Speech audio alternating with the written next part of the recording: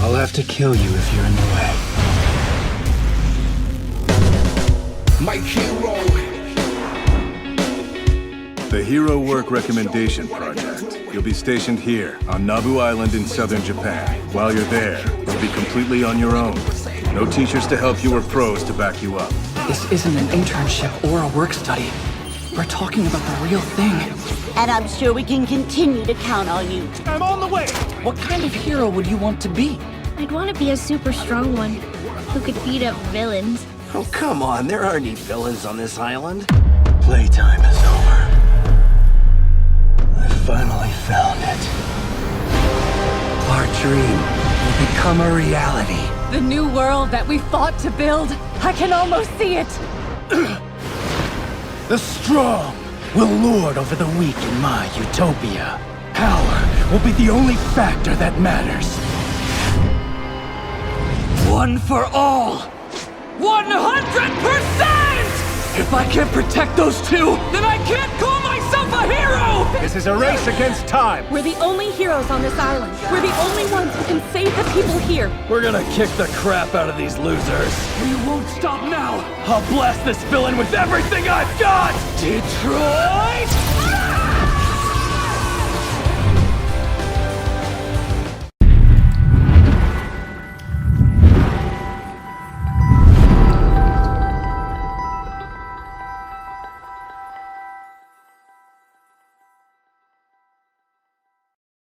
Hey, Johnny, how's it going today? Yeah.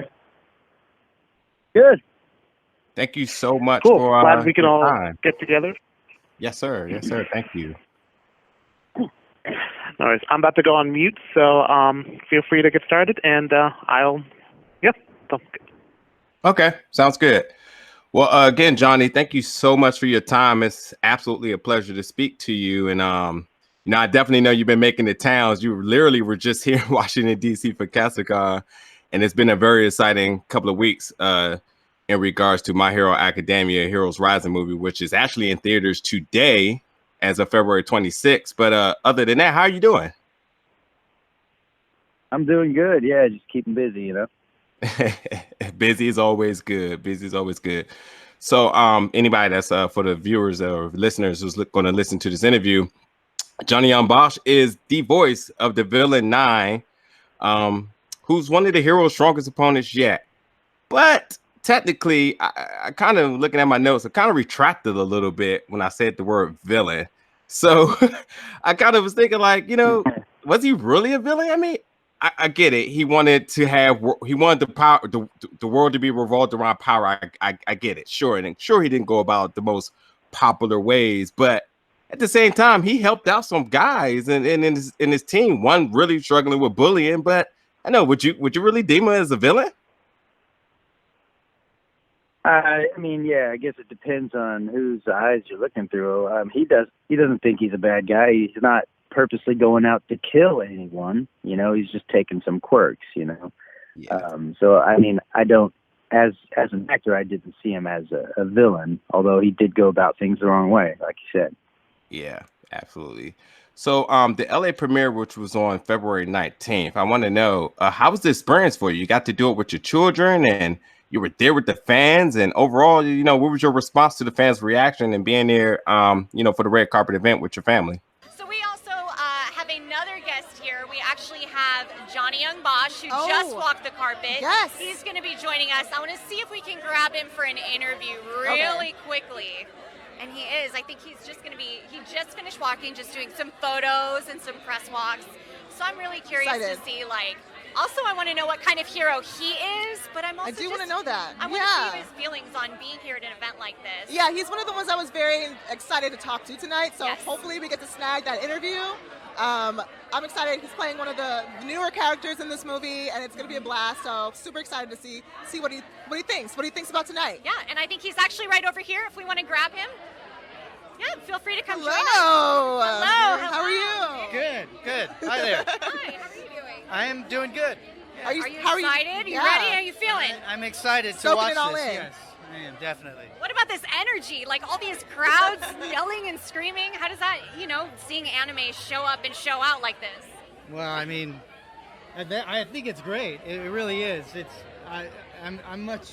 It's kind of I'm outside my comfort zone, but yeah, it's cool. I mean, the great thing about anime is that, especially a show like this, is that there's so many different kinds of people and there's space for everybody. So don't feel outside your realm. Yeah, you're at home. You've done this. Like, you're at home. This is your element. I'm just waiting for the popcorn, So. So something that we've been talking about tonight, kind of this theme of the movie, of what kind of hero you are. So it doesn't have to be about your character, but you as a person. I'm not a hero. I was gonna say. Do you think that you would be more of a fight to win kind of person or a protect to win kind of person? Oh, that's a good question. I definitely protect to win, yeah. You're more of a nurturing kind of wanting to I got save kids, people. I got a family, so it's very true. Definitely protect to win. You're more like on the Deku side of the spectrum. I would beat them up, or at least I would try to, but protect to win. I was gonna say, you have a pretty action-packed past as far as we know. I guess so, yeah. Well, awesome. We will let you go get your seat, get into the so theater. much. Thank you. Thank you. It was cool. I mean, I just brought my son with me, but it was fun. I wanted to, have a night out with me and my boy, and he enjoyed it because there's a ton of action in it. Thought it was the greatest movie he's ever seen. But it was a good time, and it was great to be there to kind of the audience was really feeding off of it and shouting and cheering throughout, so it was pretty cool. You guys was looking sharp on the red carpet, my man. I gotta say so. You definitely killed it. My other question I have for you is Yoshio Inouye, who's the Japanese actor, who's actually your counterpart for the role of Nine. Have you guys had any conversations, any type of influence or advice going into this role, or have you two even met? I have not met him. As far as information going into the role, I auditioned. I got sent an email that asked me to send out an audition, and or if I had a chance to do it. And then so I did the audition, and then Colleen liked generally what I did and had some like, hey, what about this? A little bit less this and a little lower in the pitch, less energy in the beginning. And so I just went in with that, going like, okay, so this is where we're at. So we'll start here. Yeah, absolutely. I don't think I seen the news about you being casted for it, but after initially watching the screening of this movie, instantly knew it was your voice. And I just got to say really quick too, to completely be realistic about this. If you, Johnny Yong Bosch, is not, if people listening, if he's not in your top 5 in the best of doing it right now, I feel sorry for you. Your skill, and especially in this role, showed how amazing of a voice actor and just actor you are, period. From the versatility in a role, I've seen a lot of vulnerability in it. I mean, there was some amazing monologue in it easily that just show range, versatility, vulnerability. It was just absolutely amazing. Did you feel that you brought your best ever in this? Because I absolutely think you have. I think this is your best performance to date, easily. Well, thanks, man. I mean, everything that I do, I try to give, my absolute best. And this would have just, felt right. I felt like we fell into the pocket and just kind of moved along, and the character just, it was just, he was just in the right place, So everything felt, for me, it felt natural. That's awesome. Thank you for the people for making that happen, for sure. Because man, I just the chills in the scenes. That's probably why I started the interview saying like he's not a villain, because I was so convinced. I was like, oh, this is the good guy. Also, he's my favorite voice actor right now, so I'm gonna go a little biased with that. So, also, and not to discredit the rest of the cast here, I truly feel like everyone involved in this project truly brought their A game, unlike any other performance yet. And, like I said, much like yourself.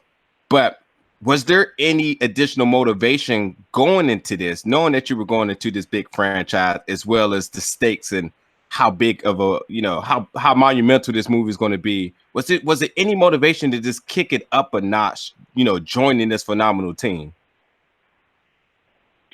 I mean, I thought about that briefly, you know, but then I kind of quickly, you know, just tossed that out because I didn't want to lose my focus, you know, and be worried about anything. And so instead, I was just like, I just got to get into this character, get into his headspace, you know, live there for a couple hours, you know, when we go through this. But yeah, you know, there was enough there. I mean, there wasn't a whole lot into his story, but like you said, you know, you try to add a little bit of the vulnerability and, you know, and his passion and his drive and make it somewhat understanding, as an actor, as a character. And then, you know, just kind of hoping it fits into the world. And when we watched back through a couple things, we're like, okay, yeah, it seems like the right place, you know?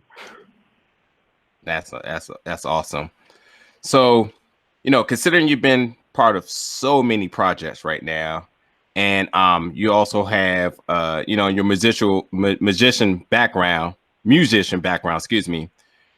What did you think about the animation as well as the score, which I felt was the true standouts of this movie in all the anime to this date period?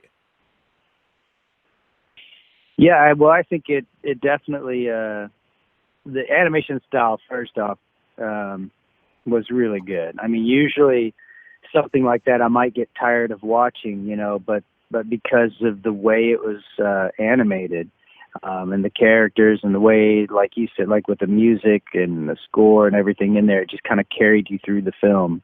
So for me, there wasn't really a moment where I was like, what time is it? You know, there wasn't any of that. I was just experiencing it with my son, and he's like, holy cow. He's like leaning over, you got the coolest powers, Dad. And I'm like, so it was good. It was fun. That's awesome. That's also just priceless right there. So I'll just leave off with two more questions. You know, I don't want to spoil anything for the movies because I can't stress enough people in listening. You know, if you don't already have your tickets, you want to get it because this movie was absolutely amazing, emotional roller coaster, and just amazing. Again, speaking to the villain of the movie, voiced by Yong Bosch, what is the one thing that you would want fans to take away from the movie about the character Nine? There's not too much of the backstory, a little bit of the motivation going forward, but a sprinkle of the backstory. But ultimately, what's the picture that you would like to paint for this character?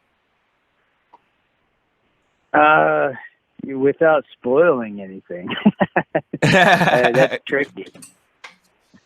I mean, I think I don't want to give too much away. I mean, I'll just kind of leave those up to the fans to kind of go. He's definitely an interesting character.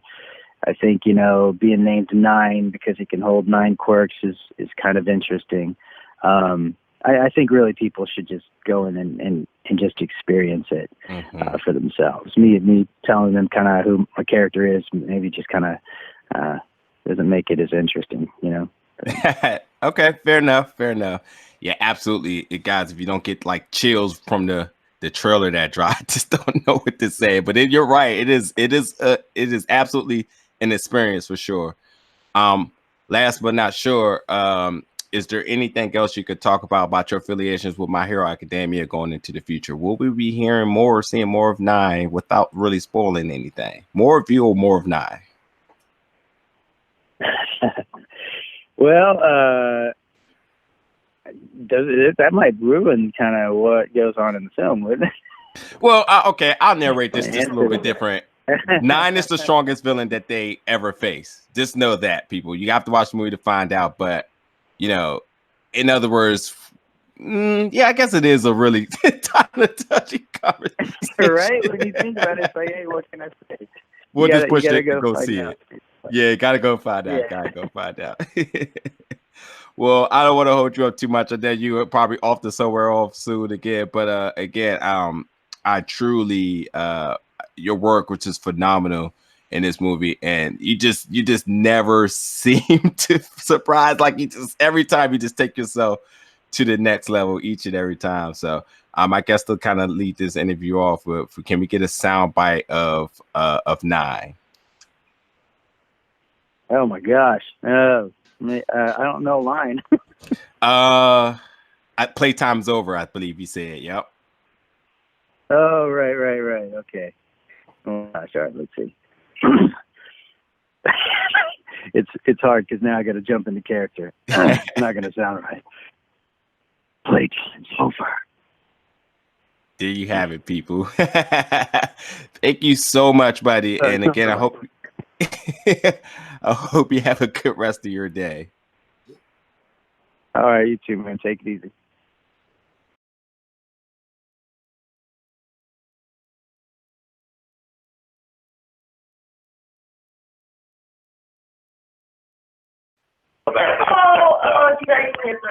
These are all amazing ideas. I'm absolutely going to begin. We got them. We'll pet them. We have many ideas. Yeah, absolutely. Next time I see the Horikoshi Sensei, I'm 900% going to tell him.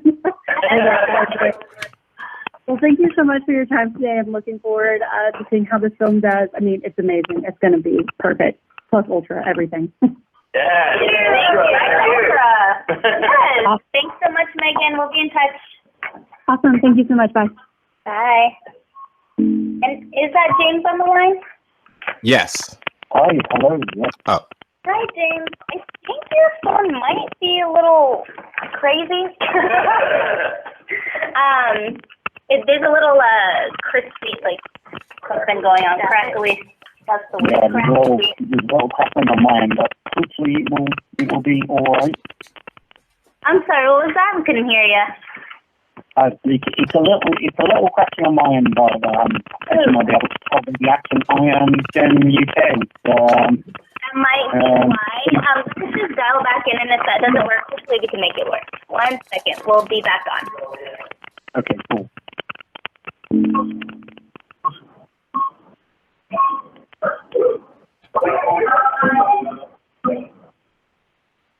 There we go, I think. Hello. Hi, James. Hi. Yeah. A little bit. I think we might be able to manage. Yeah, I think it should be alright, I think. I'm sorry, what was that? It should be alright, I think. Hopefully, it's coming through okay on my end, but it might be me that's funky coming through to you guys. Okay, we'll go close to the phone. So we have everyone here. I'll let them just say their name and their character name. Kyle Phillips, voice of Genki Kaminari. Danny Chambers. Clifford Chapin, Katsuki Bakugo. Lucy Christian, Otako Uraraka. David Matrenga, Shoto Todoroki. Justin Briner, Deku. Maxie Whitehead. Right, so obviously, just wanted to start with, coming off the back of, this is the second movie in the series, coming off the back of the first one doing so well, not just in Japan, but obviously over here in the West as well. For all of you, what was the energy like coming into this film in comparison, now that you've got not just more of the show under all of your belts, but you obviously had that first movie as well. So what was that energy like coming into this second project? What was it like coming into this movie after having done so much of the show and the first movie? Yeah. This is Lucy, and it was incredibly exciting, especially as we began and kept recording the movie to see how so many of the heroes of Class 1A have grown in their abilities. And there were things that happened in the movie that I actually had not seen in the series yet. I didn't know were going to happen. And that was exciting. I had a lot of what moments. But even for ourselves, I was excited for Otako. She got to exhibit some power I didn't know she had yet. And that was really awesome to enjoy that for her. That's how about you guys? Yeah, this movie's an interesting case because it takes place just slightly in the future of what we're used to.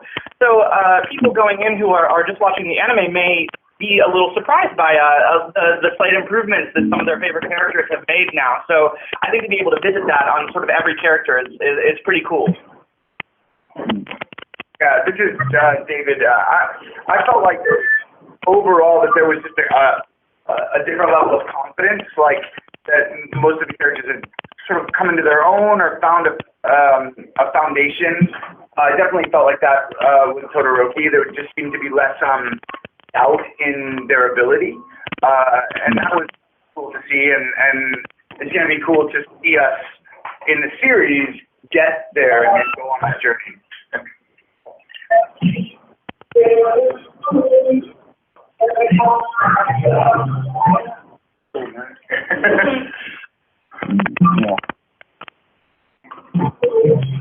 you have another question? Yeah. Oh, sorry. The connection was a bit weird for a moment, but I think I'm back on track. Clifford and Justin, obviously there is a big focus on Deku and Bakugo's dynamic together in Heroes Rising. Like, it's coming off of everything that they've been through in the show. What were your headspaces like coming into the film, like to get to dive into this version of their relationship together? This is Cliff. I was really excited for it because this was sort of the first exposure that we got as to how Bakugo and Deku have grown since their big fight at the end of season 3. Bakugo's been really sidelined in season 4, so we haven't gotten to see him interact with everybody else very much. So to get to experience this version of Bakugo that doesn't immediately just snap at everybody and yell and is always just losing it, that was very exciting for me. I had a lot of fun exploring this version of Bakugo, and I'm eager to explore it more in the series as Bakugo grows to this point more. Yeah, just as Cliff said, they haven't had a meaningful chance to really interact or cooperate ever since they were able to share the secret of Deku's power together. So now that they've gained a little more maturity, a little more time on the job, I think it's really cool to see how instinctually they work together as a pair when they have to. After everything they've been through, I think they know each other better than pretty much anyone else. So that sort of team up can only really happen under those circumstances, and I think it's really awesome.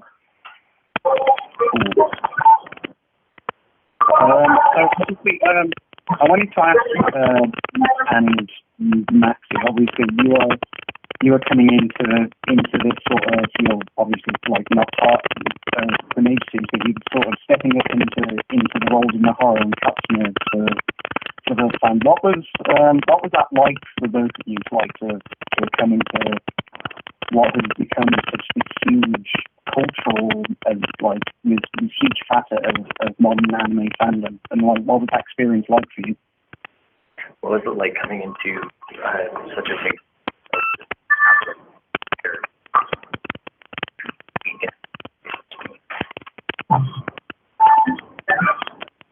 It was amazing. It's always lovely to come into shows that have so much history and chemistry that's already been established, all of the characters, because you get to just kind of go along for the ride and play.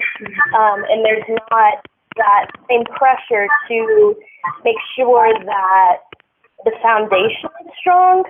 And so it was lovely to be able to come in and just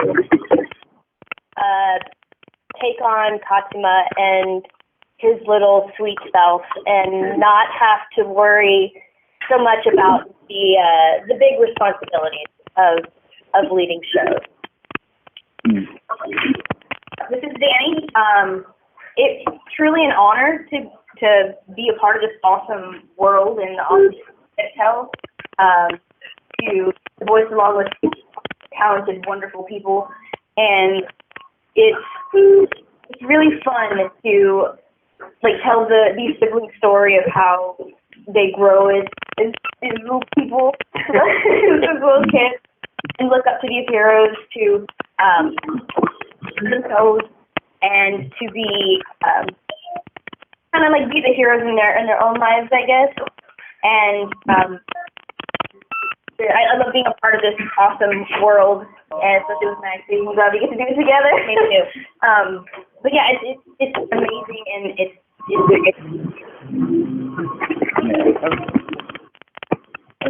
So obviously the first movie, Two Heroes, was a very Deku-centric tale, like his relationship with All Might and that. But Heroes Rising feels much more definitively like it's a celebration of how Class 1A can work together as a unit. You guys all get these great moments, like to stand alone, stand together, but also like to get the spotlight as well. What was that like for you all to play off as actors, getting to see like everyone gets the hero moment, whether it's as Class 1A or as their individual heroic selves?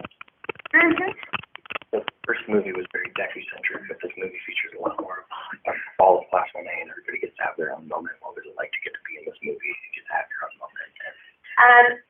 This is Lucy, and I really love that about this movie. I felt like in the first movie, even though Ochako had some fun stuff going on, at the end she still kind of waited for the guys.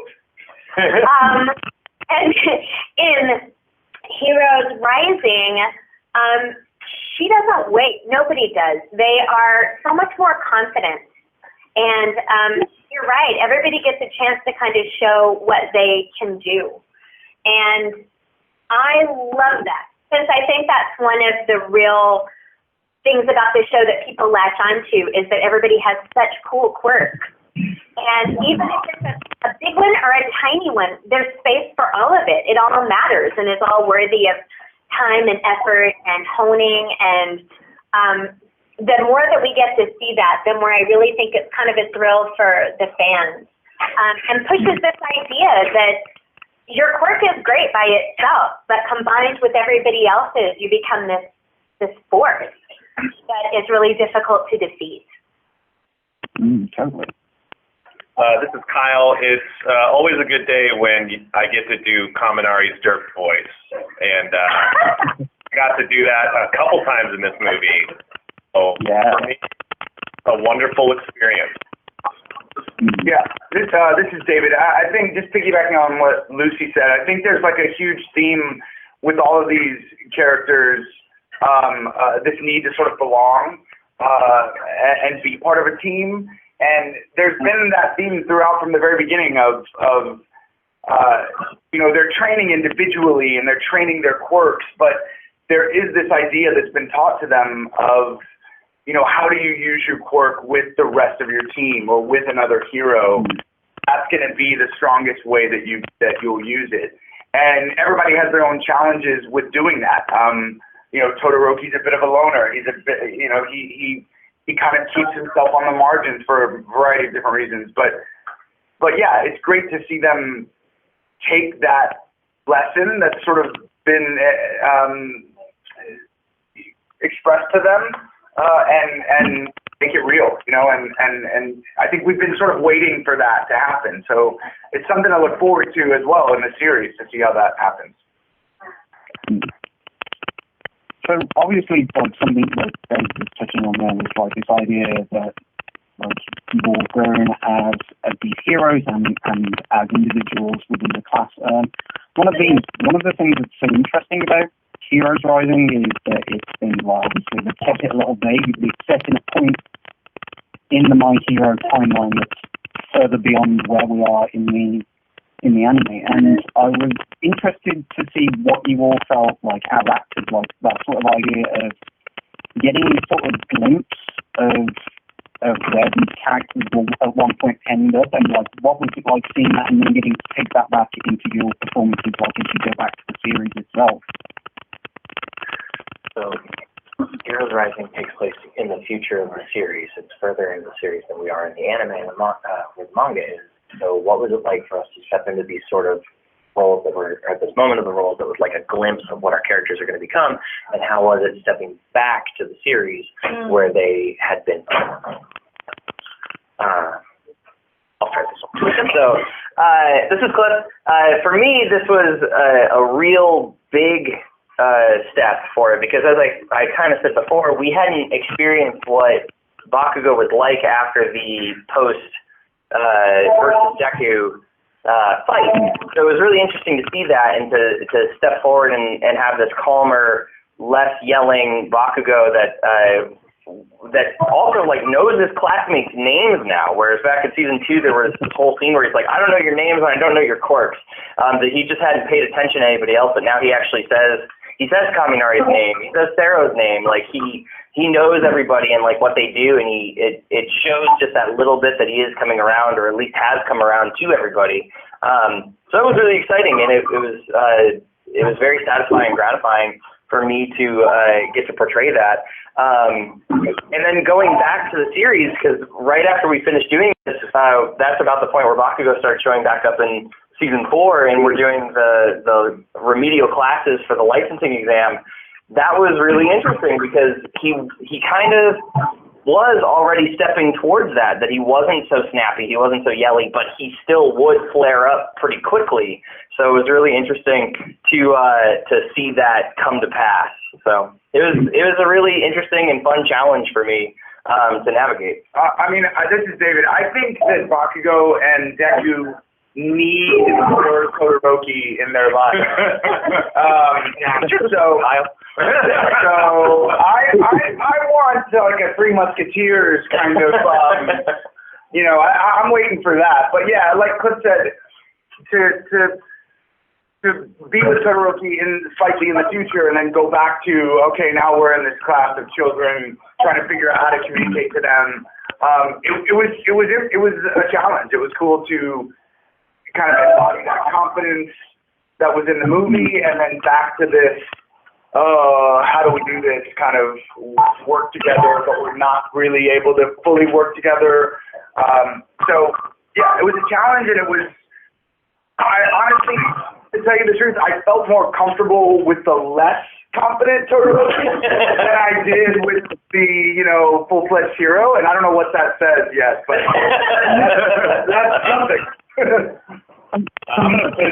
Actually, this is Kyle. The Three Musketeers would be Kirishima, Bakugo, and Kaminari. That's a correction. Put that as an asterisk. Dave, I think we have Daniel on the line. Daniel, are you there? Yeah. Okay. All right, feel free to ask any questions. Yeah, what's up, everyone? My name is Daniel Mhoka from Tsunami News. Hi there. Hey. Great to have you. Can't wait to check out this movie. Do we want to do our intros again? Sure.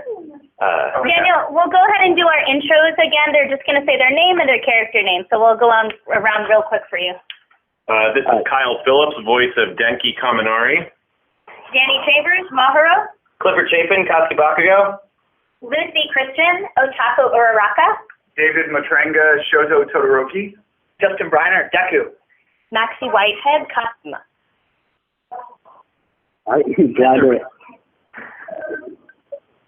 Glad you spent time with me today. So the My Hero Academia franchise continues to reach new heights. The anime continues its fourth season and now the second movie. How do you feel about being part of this franchise's success? How do we feel about how the franchise has grown? With it now having its fourth season and 2 movies, and etc. It's incredible to kind of be able to bring this story to other people.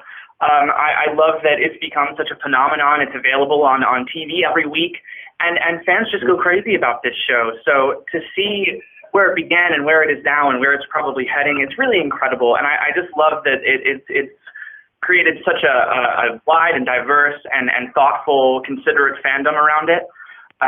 So I just like being able to share that story with people that, may really need it or may really need to share it with someone else in order to communicate how they feel.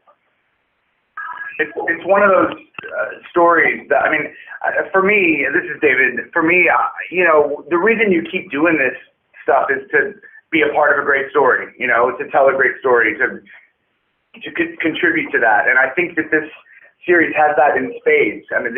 The world that's created is so strong, it's so rich, and then you add these complex, characters with extreme depth, and it's just, there's something for everybody in it. So it feels like I'm super invested in it. I'm invested in telling the story and telling my part of the story and making sure that and truthful, and I'm just grateful to be a part of something that is touching so many people. This is Lucy Christian, and I think we all feel like it is such a gift to be a part of a show like this. It doesn't come around that often, and certainly not a show that has such crossover appeal. It's creating a whole bunch of new anime fans out of people who would normally not watch anime, but who are taken by a story of a bunch of high schoolers learning to be heroes with a lot of integrity. And I am just super, super stoked and excited that we have the opportunity to even expand the reach of it through these awesome theatrical releases. How flipping cool. Pretty cool. Cool. Definitely. And my next question.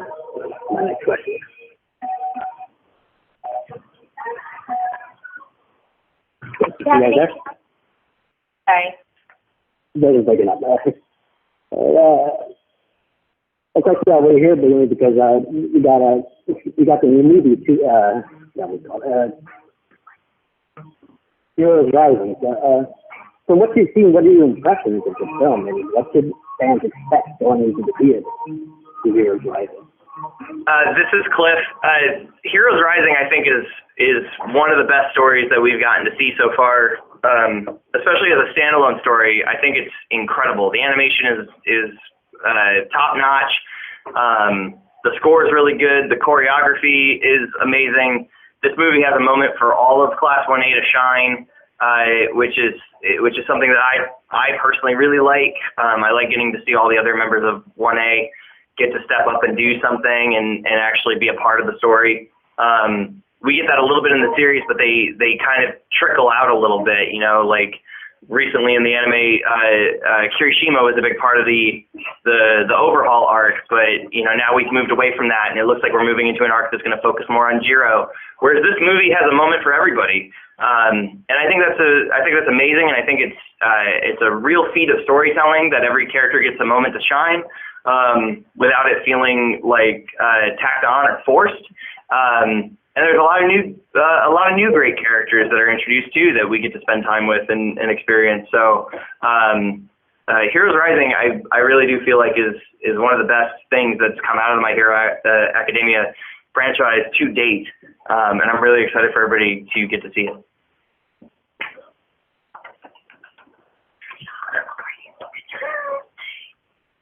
Alrighty, I think we could wrap up now, Daniel. We actually have another appointment, but thank you so much for your time. All right, thanks a lot, guys.